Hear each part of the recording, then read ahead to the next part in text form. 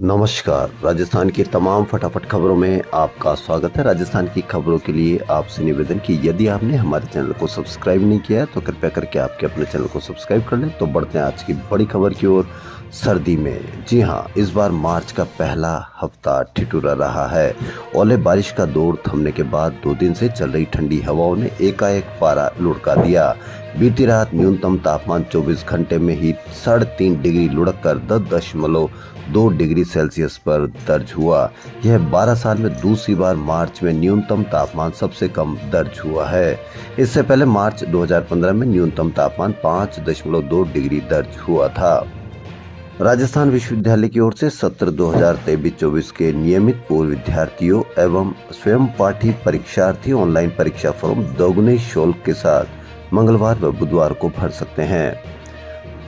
वहीं एसओजी ने सोमवार सुबह 15 ट्रेनी एएसआई को हिरासत में लिया। इनमें से राजस्थान पुलिस अकादमी से 12, बाड़मेर और साचौर किशनगढ़ से एक एसआई को पकड़ा है। इनमें से 6 महिला और 9 पुरुष हैं। आरोप है कि इन्होंने एसआई भर्ती 2021 की परीक्षा अपनी जगह डमी अभ्यर्थियों को बैठाकर पास की है। इन सभी से एसओजी देर रात तक पूछताछ कर रही थी। इनमें से एक परीक्षा का टॉपर भी शामिल है। लगता है कि पूरे राजस्थान में एक भी परीक्षा बिना लीक के पास नहीं हो पाए हैं लोग बाग। पूरे एक ही जगह के आसपास से सारे, जैसे सांचौर जालोर से 160 पास हुए, इनमें से 100 एक ही जाति के। यानी कि दूसरे कौन से ऐसे लोग हैं जो कितनी मेहनत करके भी पास नहीं हो पा रहे, और दूसरा पूरा का पूरा जिला, पूरे के पूरे लोग एक ही जगह से सेलेक्ट हो पा रहे हैं। पूरी जांच करना बाकी है, क्योंकि हर व्यक्ति, हर बच्चा बहुत मेहनत से देता है परीक्षा और पता लगता है कि वो लीक पेपर करके परीक्षा में दे रहा है। कितनी हताश होता होगा, कितना निराश होता होगा। सरकार में तबादलों की गफलत खत्म नहीं हो रही। सोमवार को 106 तबादलों की सूची जारी हुई। इनमें से 78 ऐसे अधिकारी हैं जिनका 2 माह में दूसरी बार बदला गया है।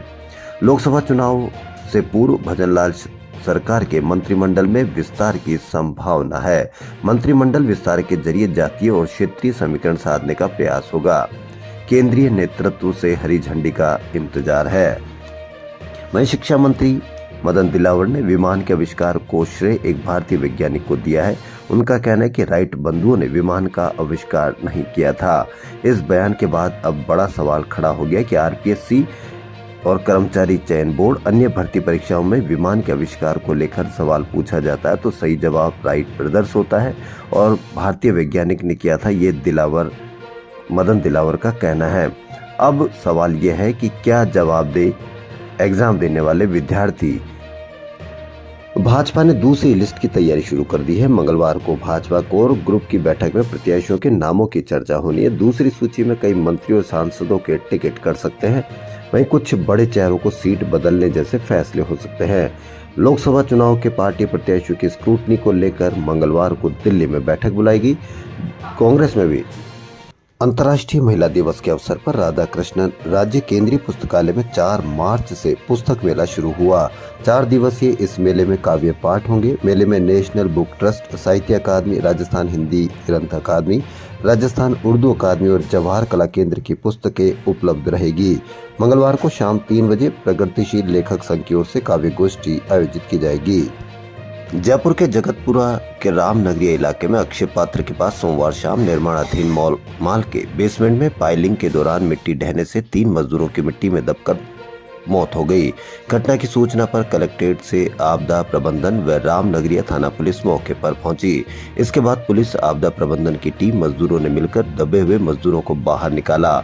इन मजदूरों में से एक की मौके पर ही मौत हो गई, जबकि 2 ने जयपुरिया अस्पताल में दम तोड़ा। जयपुर के अन्य इलाके विद्याधर नगर इलाके में सुंदर नगर स्थित सिंथेटिक रुई की फैक्ट्री में सोमवार को शाम आग लग गई। लपटे और धुआं देखकर आसपास में रहने वाले लोग घबरा गए। सूचना पर वीकेआई झोटवाड़ा, बनी पार्क व मानसरोवर सहित अन्य फायर स्टेशनों से पहुंची 20 दमकलों ने 2 घंटे पर आग पर काबू पाया। महिला एवं बाल विकास विभाग में कार्यरत 1,20,000 आंगनबाड़ी महिला मानदेय कार्मिकों का 10% मानदेय बढ़ाया है। मानदेय बढ़ोतरी की घोषणा लेखानुदान बजट में उप मुख्यमंत्री दिया कुमारी ने की थी। मानदेय बढ़ोतरी 414 रुपए से लेकर 445 रुपए हुई, जो वित्तीय वर्ष 1 अप्रैल से प्रभावी होगी। झोटवाड़ा में बैंक लुटेरों से भिड़ने वाले कैशियर नरेंद्र सिंह अब खतरे से बाहर होने के बाद हॉस्पिटल से डिस्चार्ज कर दिए गए। घटना में लुटेरों ने शेखावत के पेट और छाती में गोली मारी थी। इसके बाद घायल अवस्था में अस्पताल में उनको भर्ती कराया गया था। 14 दिन अस्पताल में इलाज के बाद मणिपाल अस्पताल प्रशासन ने उन्हें सम्मानित किया। जयपुर के लिए नरेंद्र सिंह एक कैशियर न होकर बिल्कुल बल्कि जयपुर के हीरो साबित हुए हैं। पूर्व सीएम अशोक गहलोत ने सोमवार को लोकसभा चुनाव को लेकर जोधपुर के स्थानीय नेताओं और विधानसभा चुनाव के प्रत्याशियों से चर्चा कर वहां की स्थितियों की समीक्षा की।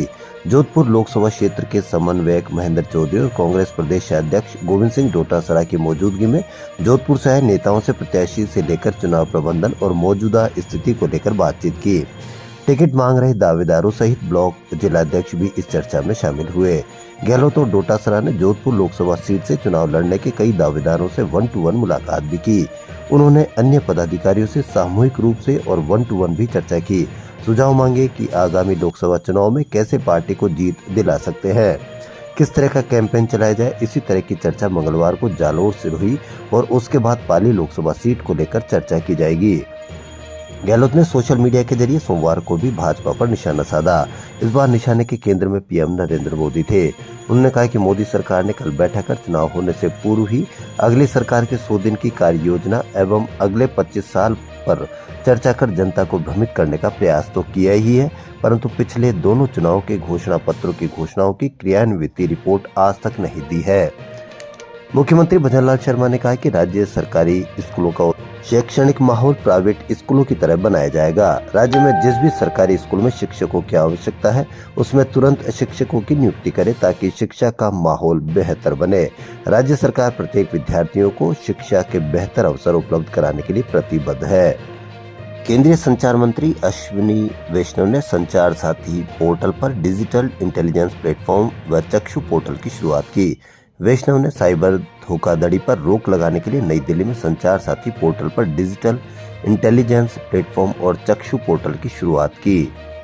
श्री राजपूत राष्ट्रीय करणी सेना के राष्ट्रीय अध्यक्ष रहे स्वर्गीय सुखदेव सिंह गोगामड़ी को न्याय दिलाने के लिए उनकी पत्नी एवं श्री राष्ट्रीय राजपूत राष्ट्रीय करणी सेना की कार्यवाहक अध्यक्ष शीला शेखावत ने गोगामेडी से जयपुर तक पैदल न्याय यात्रा शुरू की।